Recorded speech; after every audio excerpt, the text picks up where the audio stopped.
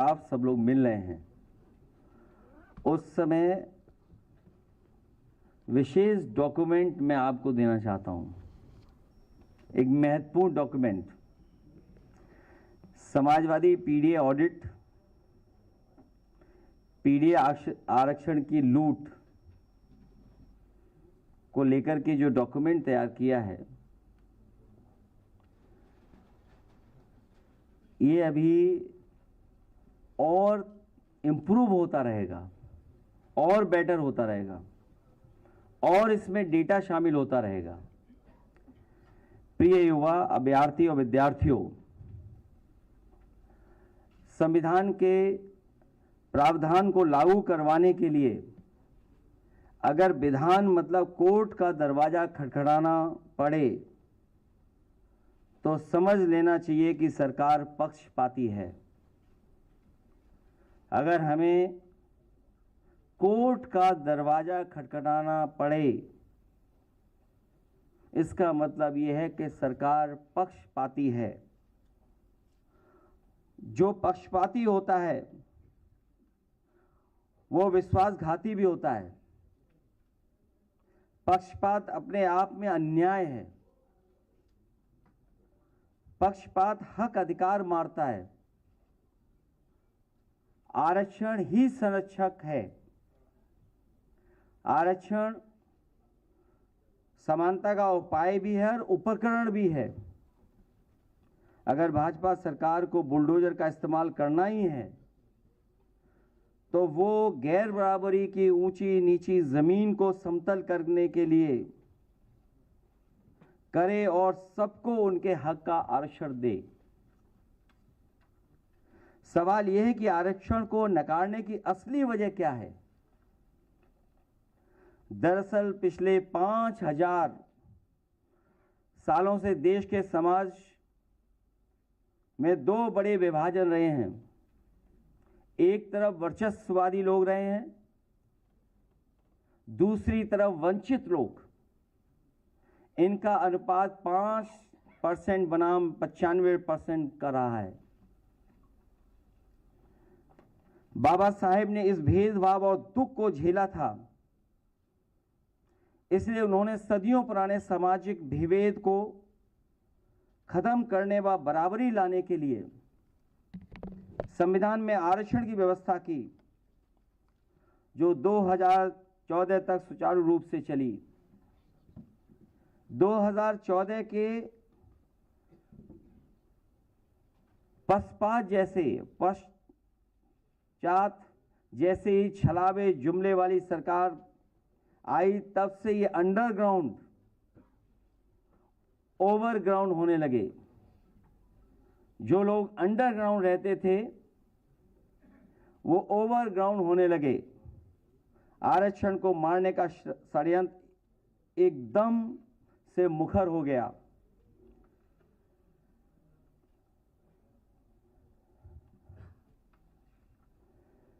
इसके पीछे का मुख्य कारण था कि वर्चस्ववादियों ने माना कि अगर अपना वर्चस्व कायम रखना है तो लोगों के आरक्षण के अधिकार को किसी तरह खत्म करो या सालों के लिए कोर्ट कचहरी के झगड़े में फंसा दो, जिससे वंचित समाज, जिसे आज हम पीडीए कहते हैं, उनकी 1-2 पीढ़ियां बिना नौकरी पाए, बिना अध्यापक या पत्रकार बने रह जाएं और वंचित समाज हारकर हताश होकर बैठ जाए और इनमें चेतना का जो संचार हुआ है उसकी चेन टूट जाए और पीडीए समाज फिर से शारीरिक श्रम तक सीमित हो जाए। मतलब अपनी बुनियादी जरूरतों और रोजी रोटी के लिए ये वंचित समाज केवल मेहनत मजदूरी के कामों में उलझकर ही रह जाए, जिससे वर्चस्ववादी फिर से सत्ताधारी बनकर अपने शोषण उत्पीड़न की व्यवस्था वापस बनाकर अपने परंपरागत सामाजिक स्तर का लाभ कमाते रहें। दूसरी तरफ वर्चस्ववादी आरक्षण की खुली डकैती करके भी ये भी साबित करना चाहते हैं कि अगर हम संविधान की आरक्षण की व्यवस्था सीधे समाप्त नहीं कर सकते हैं, तो क्या उसे दूसरे रास्ते से नकार तो सकते हैं। ये वर्चस्ववादी चाहते हैं कि वंचित समाज को धीरे धीरे लगने लगे कि जो संविधान अब तक हमारी ढाल और संजीवनी बनता रहा है, उससे भी अधिक शक्तिशाली तो वो वर्चस्ववादी हैं, इसलिए इनकी मनमानी का विरोध ना करें वो। इसलिए ये नौकरी में आरक्षण मार रहे हैं। एनएफएस नॉट फाउंड सुटेबल का जुमला चला रहे हैं। लेटरल एंट्री से पिछले दरवाजे से अपने वर्चस्ववादी लोगों को सेट करने में लगे हैं, जिससे सब जगह इनके लोग हो जाएं और आरक्षण की मांग धीरे धीरे कमजोर पड़ती जाए। भाजपा संवैधानिक आरक्षण के मामले में सत्ता का फाउल प्ले खेल रही है।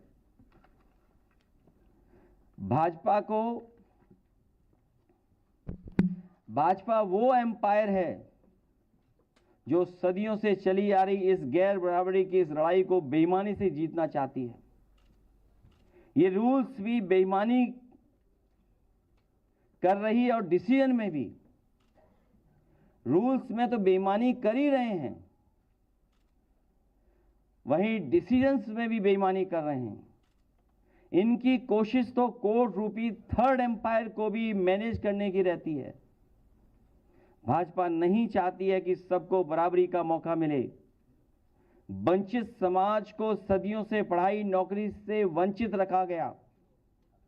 भाजपा आरक्षण की उस सीढ़ी को खंडित कर देना चाहती है, जिसके सहारे हमारे वंचित लोग सामाजिक सोपानों की सीढ़ियां चढ़ करके समाज को वर्टिकल की जगह हॉरिजॉन्टल बनाना चाहते हैं, जिसमें कोई ऊपर या नीचे ना हो, बल्कि सबको एक धरातल पर समान अवसर मिल सके।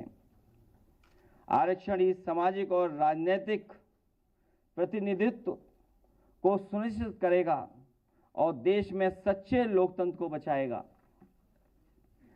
आरक्षण से ही लोकतंत्र में सामूहिक हित के निर्णय हो पाएंगे, नहीं तो लोकतंत्र का मुखौटा लगाकर कुछ वर्चस्ववादी लोग केवल अपने ही स्वार्थ में सिद्ध करने में रहेंगे, अपना ही स्वार्थ सिद्ध करते रहेंगे। आरक्षण से ही वंचित समाज के खिलाफ हजारों सालों से हो रहा ऐतिहासिक अन्याय मिटेगा। अगर वंचित समाज का कोई व्यक्ति प्रोग्रेसिव डिसीजन लेता है, लैपटॉप बांटता है, एक्सप्रेसवे बनवाता है, डायल 100 बनवाता है या अन्य वर्ल्ड क्लास इंफ्रास्ट्रक्चर के काम करता है, तो उसका आवाज गंगा जल से धुलवाया जाता है। आरक्षण इसी वर्चस्ववादी तंग नजरिया को साफ करता है। आरक्षण भिक्षा नहीं, अधिकार है। आरक्षण को मानना संविधान का तिरस्कार है। आरक्षण पीढ़ी की आवाज है। बहुत बहुत धन्यवाद।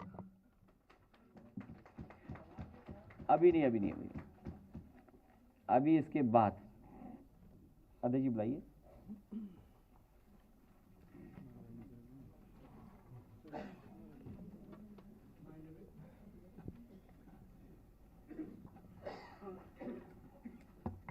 देश और प्रदेश में जिस प्रकार से लोकतंत्र में आरक्षण की लूट हुई है, उस पर हमारे माननीय नेतागण प्रेस के सामने अपनी अपनी बातों को रखेंगे। सबसे पहले मैं निवेदन कर रहा हूं श्रीमती सीमा राजभर जी को, जो राष्ट्रीय अध्यक्ष हैं समाजवादी महिला प्रकोष्ठ की। आप आवें और अपनी बातों को रखें। श्रीमती सीमा राजभर जी। पूजनीय बाबा साहब संविधान के रूप में हमें एक ऐसा दस्तावेज देकर गए हैं जिसमें सामाजिक न्याय का राज लाने की शक्ति है, जिससे सदियों के भेदभाव को मिटाकर समाज के सभी वर्गों के लिए अवसर की समानता का वातावरण बन सके। बाबा साहेब के दिखाए बराबरी के मार्ग पर चलना हम सबका कर्तव्य है और उनके दिए आरक्षण को बचाना हमारा लक्ष्य है।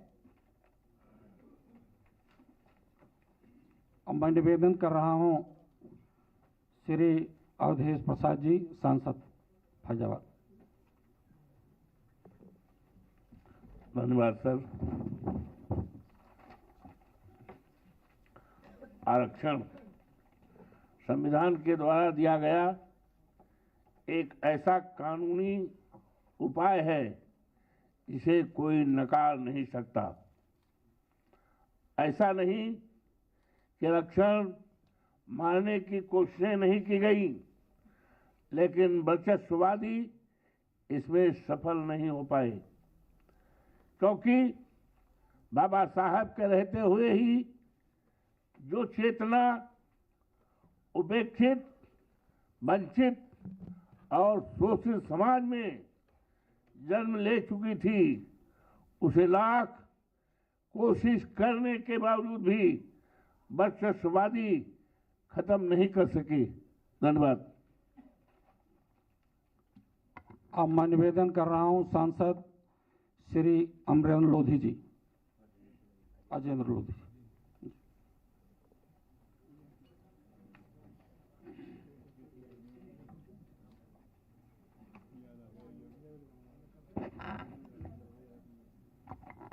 बाबा साहब ने जो संविधान के तहत हम आपको अधिकार दिए हैं, आज उपेक्षित, वंचित और शोषित समाज में ये चेतना पीडीए आंदोलन के रूप में बलवती हो चुकी है।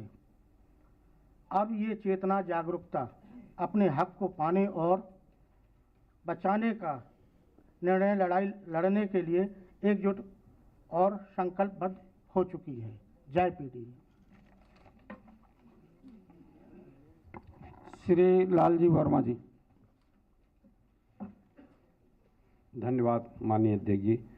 आरक्षण हमारे देश के संविधान निर्माताओं के उन सच्चे लोकतांत्रिक मूल्यों को सुनिश्चित करने की गारंटी देता है जो सदियों से पीछे धकेले गए वंचित समाज को सम्मान सहित आगे बढ़ाकर सबको समानता की एक ही कतार में खड़ा करना चाहता है। धन्यवाद। श्री नरेश उत्तम पटेल जी।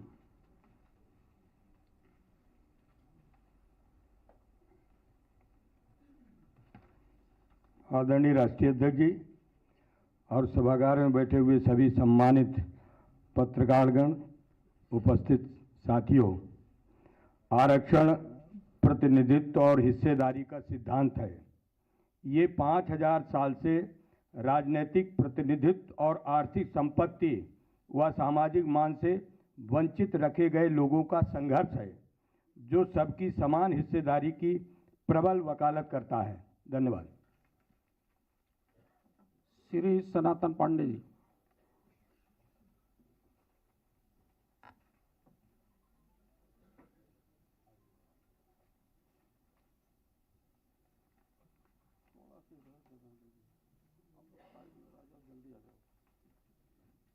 पढ़ने वाले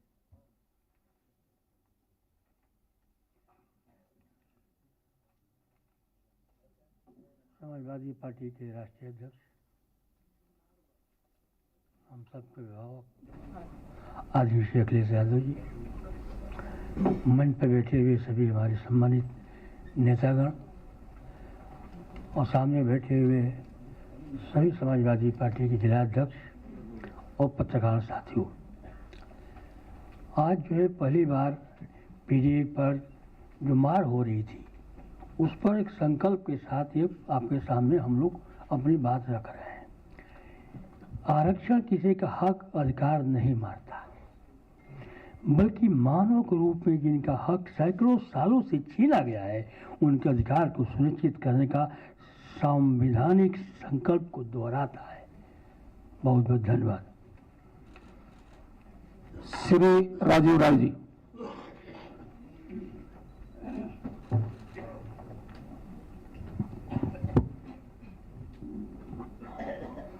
माननीय राष्ट्रीय अध्यक्ष जी, सच को बाहर लाने के इस प्रयास के लिए हम सब आभारी हैं। आरक्षण हमारे संविधान की उद्देशिका में लिखे समता के सिद्धांत को साकार करने का संवैधानिक प्रावधान है। जो आरक्षण के विरुद्ध है, समझ लेना चाहिए वो संविधान के ही विरुद्ध है और हमारे संविधान के मूल मूल्यों को भी नकारता है। धन्यवाद। श्री अतुल प्रधान जी।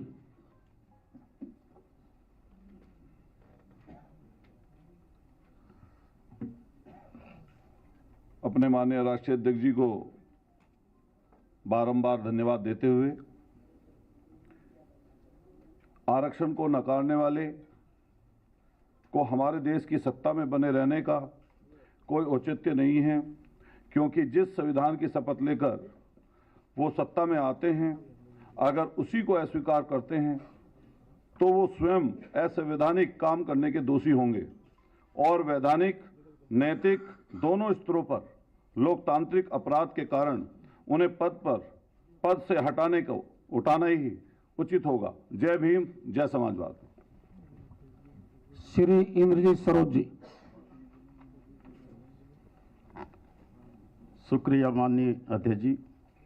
आरक्षण से ही सामाजिक लोकतंत्र के आने का मार्ग प्रशस्त किया गया है, नहीं तो राजनीतिक लोकतंत्र अधूरा रह जाएगा और अपने बड़े उद्देश्यों की प्राप्ति में नाकामयाब साबित होगा।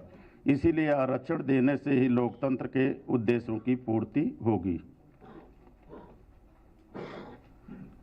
श्री व्यास जी गौड़ जी।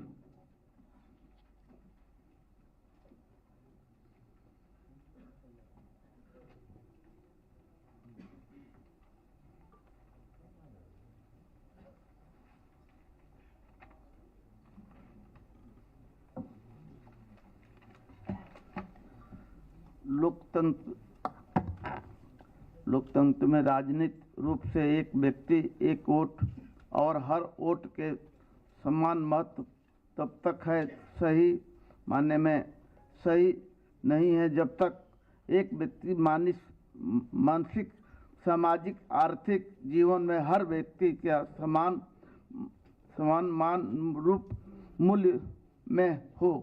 आरक्षण किसी विरोध भाषा के समाप्त करने में का समग्र कदम है।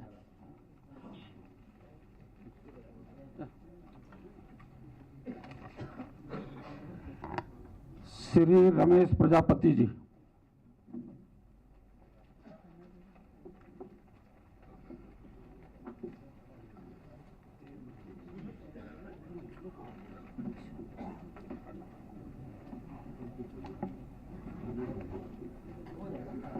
माननीय राष्ट्रीय अध्यक्ष जी और कलम की लेखनी के प्रहरी, मेरे पत्रकार साथियों, ये जो सदियों से संविधान की धारा 340 और 341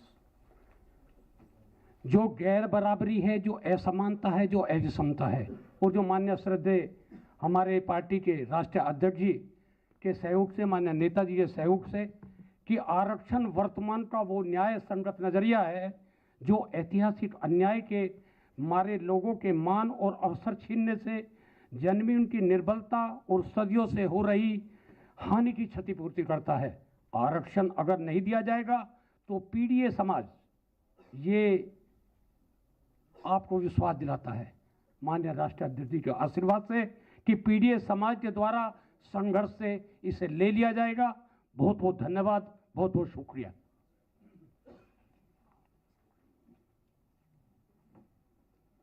श्री राजपाल कश्यप जी।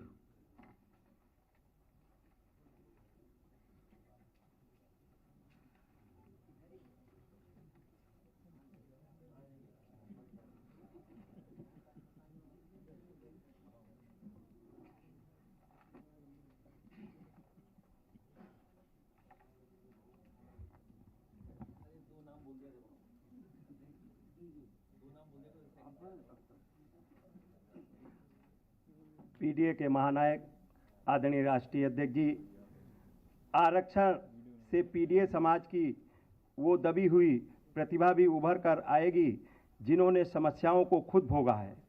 स्वयं का अनुभव जब किसी समस्या का समाधान लाता है तो वो हमेशा अधिक उपयोगी, सार्थक, प्रतिभाशाली साबित होता है। इसलिए आरक्षण के प्रति नकारात्मक वर्चस्ववादी कुतर्क को छोड़ना होगा।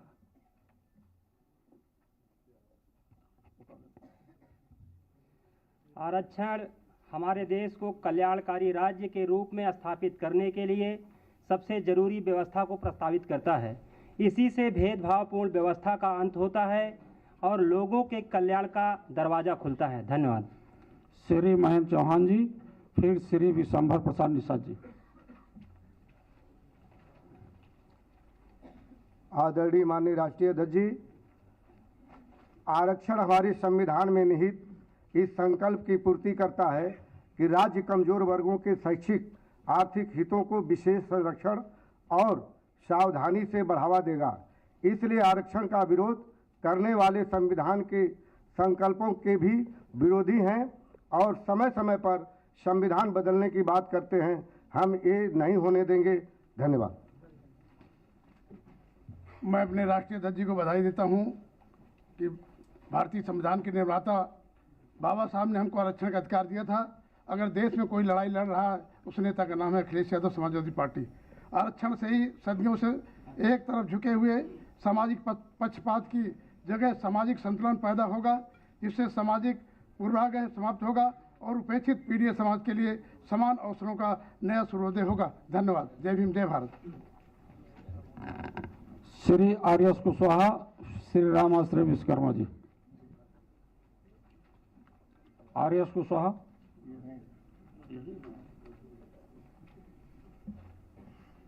माननीय राष्ट्रीय अध्यक्ष जी,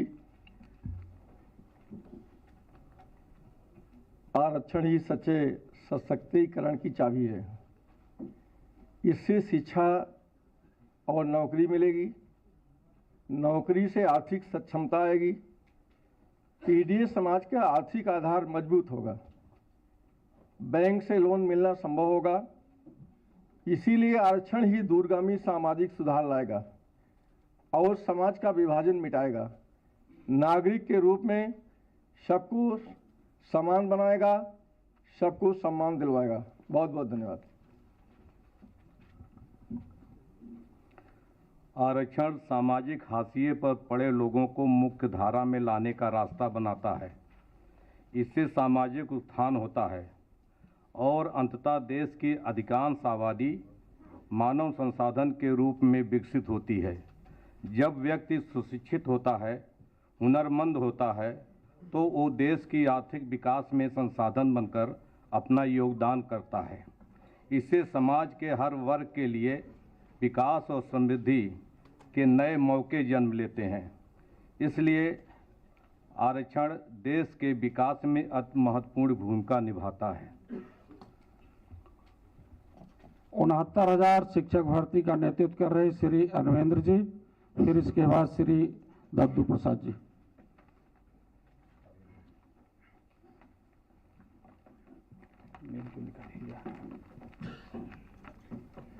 आदरणीय राष्ट्रीय अध्यक्ष जी और प्रेस के साथियों, आरक्षण से उन लोगों का आर्थिक सबलीकरण होता है जो सदियों से संपत्ति के अधिकारों से वंचित रहे हैं। ये भूमिहीन जब 2 पैसे कमाकर घर भेजते हैं तो जीवन स्तर सुधरता है। इन पैसों से किसी का घर चलता है, किसी का बनता है। ये धीरे धीरे ज़मीन ले लेते हैं तो इनके परिवार के लोगों में स्थायित्व आ जाता है। ये स्थानीय उत्पाद और पैदावार का इस्तेमाल करते हैं, जिससे स्थानीय अर्थव्यवस्था मजबूत होती है। इसके लिए आरक्षण से आत्मनिर्भरता आती है। इसके लिए सबको आरक्षण का स्वागत करना चाहिए। मैं 69,000 शिक्षक भर्ती का अभ्यर्थी हूं और लगातार आज से नहीं, जब से आरक्षण का घोटाला हुआ है तब से आदरणीय अखिलेश यादव जी लगातार हम लोगों की मदद हर स्तर पे करते रहे, चाहे सामाजिक स्तर रहा हो, चाहे सोशल मीडिया के स्तर पर रहा हो, चाहे आर्थिक रूप से रहा हो और चाहे मनोबल बढ़ाना रहा हो, हमेशा से करते रहे हैं। और हम नौजवान आदरणीय अखिलेश यादव जी को ये भरोसा दिलाते हैं। 2022 में जिन्होंने ये आरक्षण का घोटाला किया था, उस समय तत्कालीन शिक्षा मंत्री सतीश द्विवेदी जी थे और हम लोगों ने एक प्रण खाया था, हमारे तमाम साथी बैठे हैं, हम साथियों ने प्रण खाया था कि उनको चुनाव नहीं जीतने देंगे। और 2022 में हमारे तमाम साथी, जहां अखिलेश जी का कार्यक्रम होता था, हर जगह दल बल के साथ वहाँ रहते थे और चट्टे चौराहे और गोमती पे हर जगह अपने मुद्दे को पूरी मजबूती से रखते थे। उसका हम लोगों को बेनिफिट भी मिला और लोकसभा चुनाव में भी। और आगामी जो चुनाव होने वाला है, ये सरकार बहुत डरपोक सरकार है और हम लोग रिजर्व कैटेगरी से आते हैं, पिछड़े दलित हैं, हमारी संख्या 85% है। हम लोग पूरी मजबूती से कह रहे हैं, जो सरकार हम लोगों को आरक्षण से वंचित की है, नौकरी से वंचित की है, हमारे लोगों को दर दर भटकने के लिए मजबूर किया है। हमारे लोगों को, आप लोगों ने कल परसों में वीडियो देखा होगा कि इस 42 डिग्री तापमान में जो सड़क भी गर्म है, ऊपर भी गर्म है और पुलिस की लाठी भी गर्म है, क्योंकि सत्ता वाली लाठी है, तो उसमें भी हमारे लोग संघर्ष करने के लिए मजबूर हैं। आज हम लोग दर दर भटक रहे हैं, तो ये सरकार और सरकार में बैठे मनुवादी, संविधान विरोधी लोग पूरी मजबूती से हम लोगों को मजबूर किए हैं। हम लोग इसका बदला हर हाल में लेंगे और सरकार को उखाड़ फेंकने का काम करेंगे। धन्यवाद।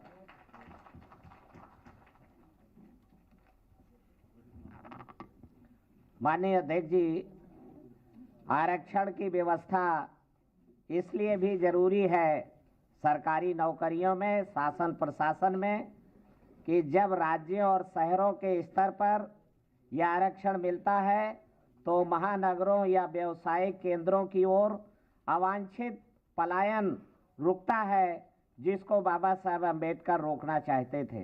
इससे शहरों पर दबाव कम होता है, झुग्गी झोपड़ियाँ कम होती हैं, आवश्यकता से अधिक श्रम की उपलब्धता न होने से श्रमिकों को शहरी क्षेत्रों में भी उचित पारिश्रमिक मिलता है। इसीलिए आरक्षण से केवल पढ़े लिखे लोगों को ही नहीं, बल्कि अपरोक्ष रूप से पूरे पीढ़ी समाज को भी, बहुजन समाज को भी इसका लाभ मिलता है। इसीलिए आरक्षण को एक बड़े परिप्रेक्ष्य में देखने की जरूरत है और इसको लगातार चलाए रखने की जरूरत है। हम इसका समर्थन करते हैं। श्री वीरेंद्र सिंह जी।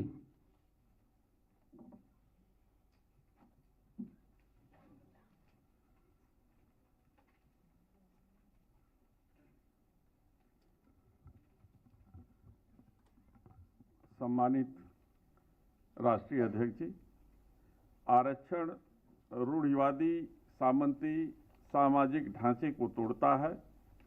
जब पीडीए समाज का कोई सदस्य कहीं अधिकारी बनकर जाता है तो वो पद के हिसाब से मान पाता है और व्यक्तिगत रूप से कोई वर्चस्ववादी भले ही उसके खिलाफ मन में कोई भेदभाव रखे, परंतु पद की वजह से वह कोई भेदभाव या दुर्व्यवहार नहीं कर पाता है। इससे व्यक्ति की गरिमा की स्थापना होती है। इसलिए सामंती सोच से ग्रसित हर समाज में आरक्षण अपरिहार्य है। धन्यवाद। श्रीमती मधु गुप्ता जी। माननीय राष्ट्रीय अध्यक्ष जी, हमारी सांसद माननीय श्रीमती डिम्पल यादव जी, सम्मानित मंच, पत्रकार बंधुओं, आरक्षण के संदर्भ में एक विशेष उल्लेख्य पक्ष महिलाओं का भी है। आरक्षण का महिलाओं को दोहरा लाभ मिलता है। शिक्षा और नौकरी मिलने से उनको सामाजिक के साथ साथ पारिवारिक स्तर पर भी सम्मान की दृष्टि से देखा जाता है। जब वो अधिकारी बनती हैं तो अच्छी संवेदनशील अधिकारी साबित होती हैं और जब पढ़ लिख कर वो घर संभालती हैं तो अच्छी प्रबंधक और बच्चों की पहली शिक्षिका बनकर निरक्षरता के उन्मूलन के महत्वपूर्ण भूमिका निभाती हैं। धन्यवाद। सुश्री इकरा हसन जी।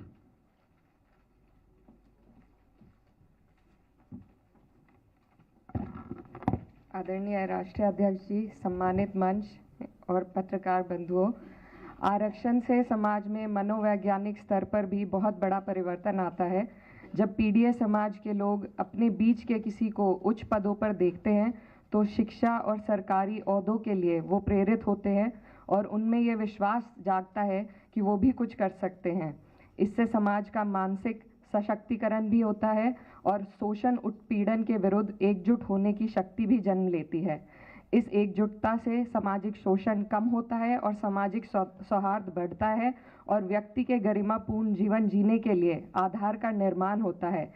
इससे नागरिक समानता जन्म लेती है और सामाजिक न्याय का राज लाने का संकल्प और भी अधिक बल प्राप्त करता है। देश एक साथ आगे बढ़ता है। धन्यवाद।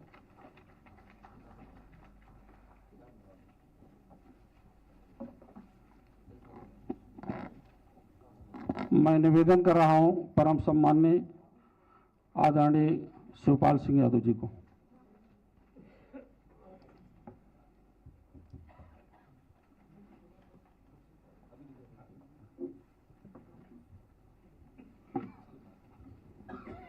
राष्ट्रीय अध्यक्ष जी और यहाँ उपस्थित समाजवादी पार्टी के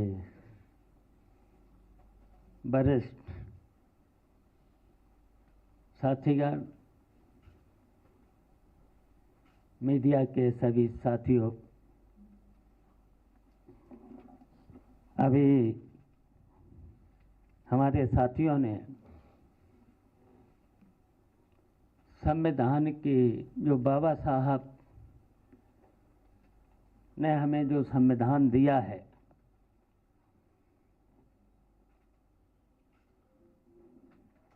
जिससे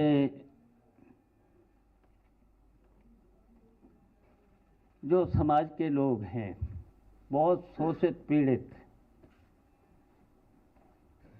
उनके लिए एक सामाजिक न्याय मिल सके और वो समाज आगे बढ़ सके, उसके लिए हमारे साथियों ने संविधान की मूल भावनाओं को अभी आपके सामने पढ़ा है और ये लागू होना चाहिए। लेकिन आप देख रहे होंगे जो केंद्र सरकार और उत्तर प्रदेश की सरकार किस तरीके से पीडीए आरक्षण का घोटाला कर रही है। वैसे तो मीडिया की भी जिम्मेदारी है, जहां पर सरकार बेईमानी कर रही हो उसका उजागर करना चाहिए, लेकिन मीडिया भी चुप है। और यहाँ तक कि सरकार के बारे में तो जानते ही हो, कितने बार सरकार के लोग शपथ लेते हैं। किसकी शपथ लेते हैं? संविधान की। और संविधान के साथ साथ भगवान की भी कसम खाते हैं। लेकिन संविधान का भी पालन नहीं हो रहा है, भगवान की कसम भी झूठी खाई जा रही है। और देख ही रहे हो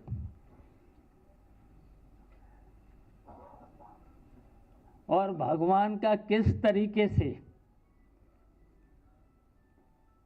नाम लेकर के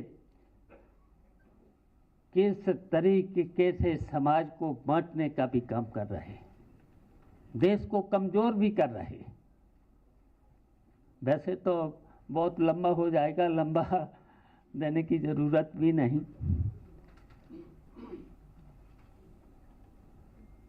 अर्थव्यवस्था कहाँ जा रही है? देश की अर्थव्यवस्था कहाँ जा रही है?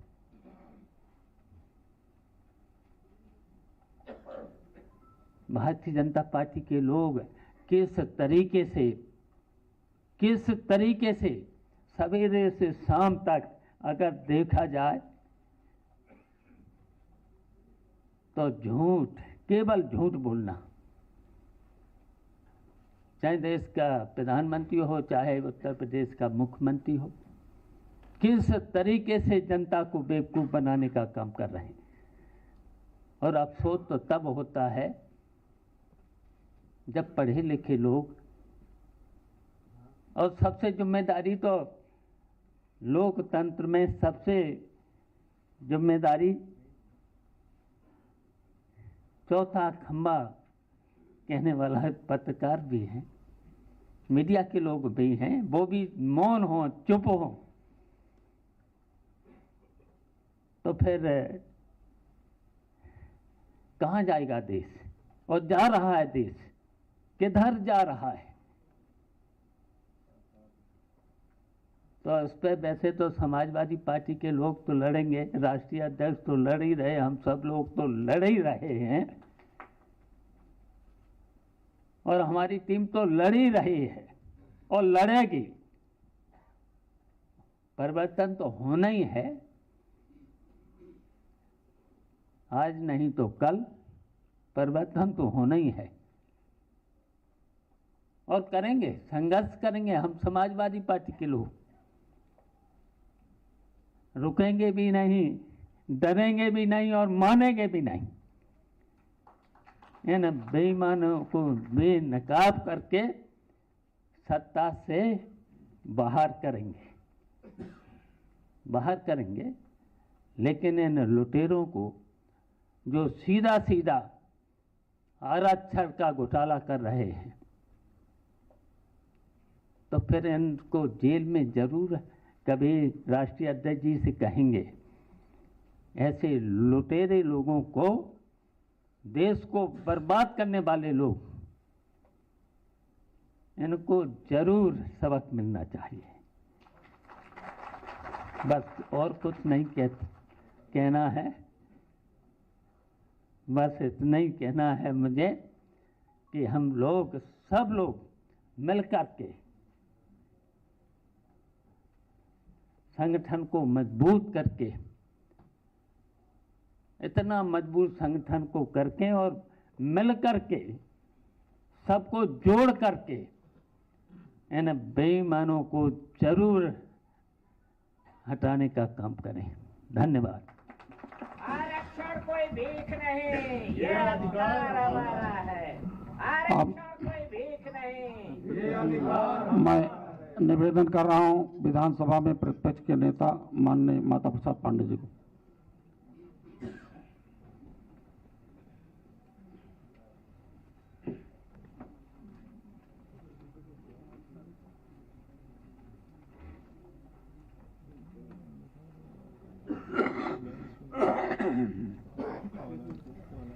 आदरणीय राष्ट्रीय अध्यक्ष जी, यहाँ उपस्थित माननीय सांसदगण, विधायकगण और हमारे जिलों से आए अध्यक्ष जी और प्रेस के भाइयों, अभी आरक्षण के बारे में हमारे माननीय साथियों ने एक एक करके आपके बीच में बातें रखी हैं, मैं उसे दोहराना नहीं चाहता। आप जानते हैं कि विषमता ही देश के गुलामी का कारण रहा है, और ये सामाजिक विषमता सदियों से चली आ रही थी। उसी को दूर करने के लिए आरक्षण की व्यवस्था की गई। हमारे डॉक्टर लोहिया कहते थे कि हम अगर एक हाथ हमारा काम करता रहेगा और दूसरा नहीं करेगा तो बेकार हो जाता है, इसलिए बेकार हाथ को आगे बढ़ाने के लिए दाहिने हाथ को काम करने से रोकना पड़ेगा। तो इस तरह से जो आरक्षण की व्यवस्था हुई, वो उन लोगों को जो सदियों से सताए गए थे, पीछे छूट गए थे, उनको आगे बढ़ाकर समाज की बराबरी में लाने का कारण था। वो कहते यही गैर बराबरी, यही सामाजिक विषमता हमारे गुलामी का बहुत बड़ा कारण रहा है, ये डॉक्टर लोहिया जी कहा करते थे। आज समाजवादी व्यवस्था में हम लोग आरक्षण को लागू कराने के लिए पूरी ताकत से एकजुट होकर के काम कर रहे हैं। संविधान पर खतरा है। आप जानते हैं भारतीय जनता पार्टी संविधान पर नहीं विश्वास करती। इनके गुरु गोलवलकर जी का एक विचार है, किताब है बंच ऑफ थॉट, उसको अगर आप पढ़ेंगे तो ये उसी के आधार पर शासन को धीरे धीरे अधिनायकवादी रास्ते पर ले जा रहे हैं। और अधिनायकवादी रास्ता जब आएगा तो हमारा आरक्षण और सारी चीज़ों को धीरे धीरे कमज़ोर करेंगे। इसलिए साथियों, मेरा आपसे आग्रह है कि इस आरक्षण के लिए हमें जन जन के बीच में जाना पड़ेगा और अपनी इनकी बातों को समझाना पड़ेगा कि ये किस तरह ले जा रहे हैं। राम का नाम लेते हैं, रास्ता दूसरा है। इनका कहीं पर निशाना और कहीं पर निगाह है। इसलिए हमको गहराई से समझने की ज़रूरत है और उठकर खड़ा होने की ज़रूरत है उन लोगों के साथ जो सदियों से कमज़ोर हैं, पिछड़े हैं, आरक्षण की मांग करते हैं। आरक्षण के लिए हमको लड़ना भी पड़े तो हम लोगों को लड़ना चाहिए। बहुत बहुत धन्यवाद। जिसके जितने संख्या भारी, जिसके जितने संख्या भारी। अब मैं निवेदन कर रहा हूं कि एक राजनीतिक दल के नेता ही नहीं, अपितु संविधान की आत्मा को बचाने के लिए संकल्पित, चाहे मां लगे, चाहे सदी बीत जाए, आरक्षण, संविधान, लोकतंत्र को बचाने की मुहिम के पैरोकार परम सम्माननीय राष्ट्रीय अध्यक्ष से निवेदन कर रहा हूं कि आप अपनी बात रखें। आरक्षण का मिशन अधूरा, अखिलेश यादव करेंगे पूरा। आरक्षण का मिशन अधूरा, अखिलेश यादव करेंगे पूरा। बस बस बस, हो गए नारे, हो गए नारे। अभी किताब पढ़ जान दो पहले।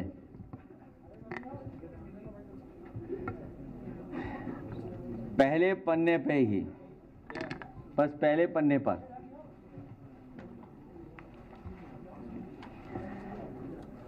हमारे 69,000 शिक्षक भर्ती वाले बैठे भी हैं साथी।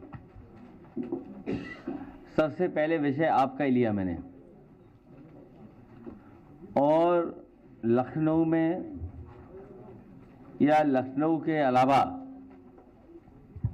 इतना संघर्ष किसी ने नहीं किया होगा जितना 69,000 शिक्षक भर्ती के हमारे नौजवानों ने किया।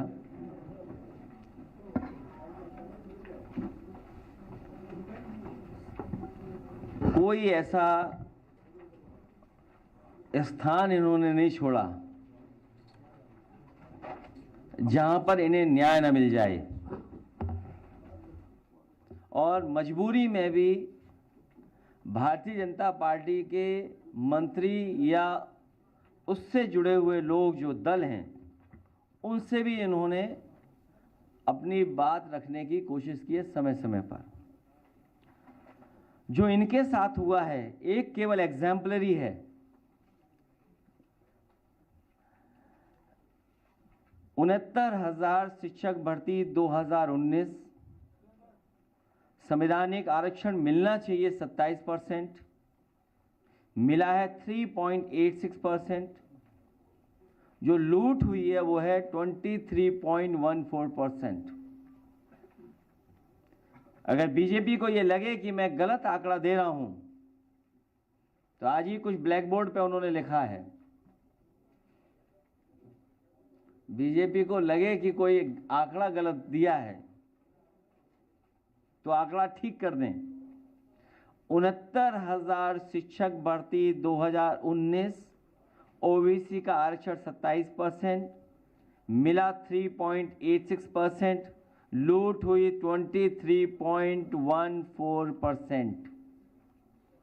वहीं एससी को आरक्षण जो संवैधानिक आरक्षण मिलना चाहिए वो है 21%, उनको आबादी के हिसाब से मिला है। जो एससी वर्ग में आबादी के हिसाब से आरक्षण है वो 21% है। जो उन्हें मिला है 69,000 की भर्ती में वो है 16.2%। इनके आरक्षण की लूट हुई है 4.8%।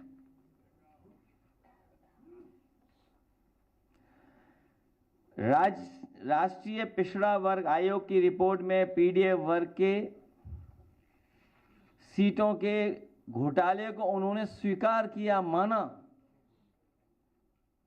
कि कितनी संख्या है उसके घोटाले की। वो संख्या हमारे 69,000 वाले नौजवान बैठे वो जानते होंगे।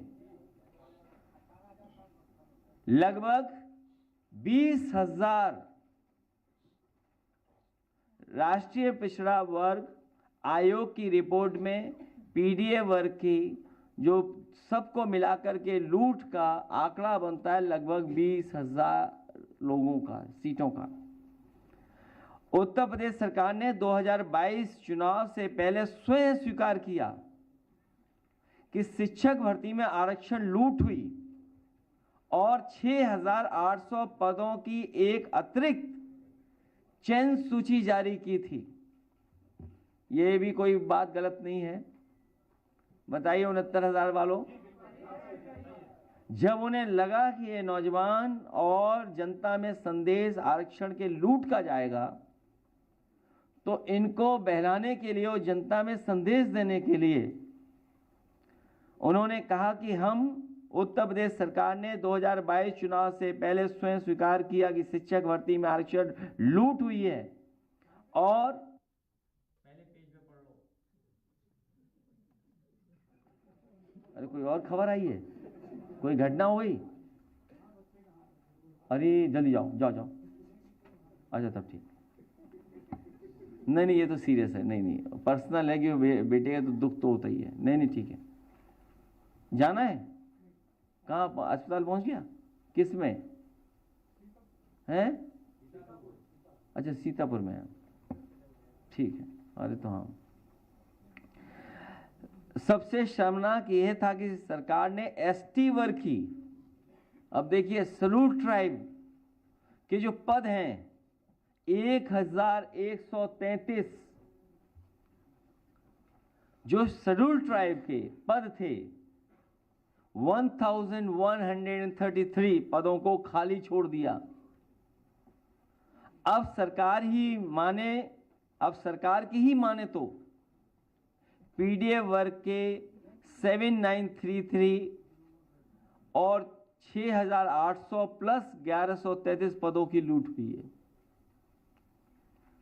अगर ये डेटा गलत है तो सरकार बताए। इसी तरह हमारी कोशिश हुई है कि 69,000 शिक्षक वर्ग के साथ साथ वन और वन्य जीव रक्षक भर्ती, बांदा एग्रीकल्चर यूनिवर्सिटी की भर्ती, बाकायदा इसमें डॉक्यूमेंटेशन है, एडेड जूनियर हाई स्कूल भर्ती, ग्राम पंचायत अधिकार की भर्ती, नेत्र परीक्षण अधिकारी भर्ती, यूपी SSSC कनिष्ठ सहायक कनिष्ठ लिपिक एवं सहायक स्तर तृतीय भर्ती 2023, पीडीए उनकी बड़े पैमाने पर पदों की लूट, प्रवर्तन कांस्टेबल भर्ती कम भर्ती उसमें भी लूट लिया, कम भर्ती में भी लूट लिया होता। यूपी SSC अनुलिपिक भर्ती ये भी कम थे, उसमें भी लूट लिए पद। मतलब बीजेपी को बस मौका मिल जाए। यूपी SSSC कृषि के हैं, सहायक भर्ती का है, पशु चिकित्सक भर्ती है, लेखपाल भर्ती है। जब हम लोगों ने आवाज उठाई तब थोड़ा सुधार लेकर रखे आए। लेखपाल भर्ती में लगभग 1,000 पद लूट लिए इन्होंने। चिकित्सा अधिकारी होम्योपैथी, अभी दूसरे वाले नहीं बता रहे हम, चिकित्सा अधिकारी दूसरे वाले हम अभी नहीं बता रहे आपको, क्योंकि NFS उसमें चल रहा है। कोई यूनिवर्सिटी उठा लीजिए, अगर उनका व्यक्ति नहीं हो पा रहा है तो NFS, हमारे सांसद अम्बेडकर नगर लालजी वर्मा जी तो कई संस्थाओं के बारे में ये जानते होंगे, व्यक्तिगत उन्होंने देखा है। यूपी SSSC अमीन नीलामकर्ता भर्ती, मतलब कितनी हम बताएं, सहायक कोषागार लेखागार भर्ती, और बाकायदा ग्राफ है, आप पीछे ग्राफ भी देख सकते हो। यूपी SSSC अधिशासी अधिकारी भर्ती, सहायक चकबंदी अधिकारी, यूपी SSSC कृषि प्रावधिक सहायक भर्ती, इसमें भी 600 पदों की लूट कर ली इन्होंने। और अभी हम लोग माइग्रेशन या उस विषय पे नहीं बात कर रहे हैं, वो बाद में बात करेंगे आपसे। आउटसोर्स पे अभी बात नहीं कर रहे हैं, क्योंकि मैं ये जानता हूं ये डेटा आने के बाद हमें तो मिलेगा ही नहीं डेटा, आपको भी नहीं मिलेगा डेटा। क्योंकि जब कभी भी हम लोग किसी डेटा को रखते थे सामने,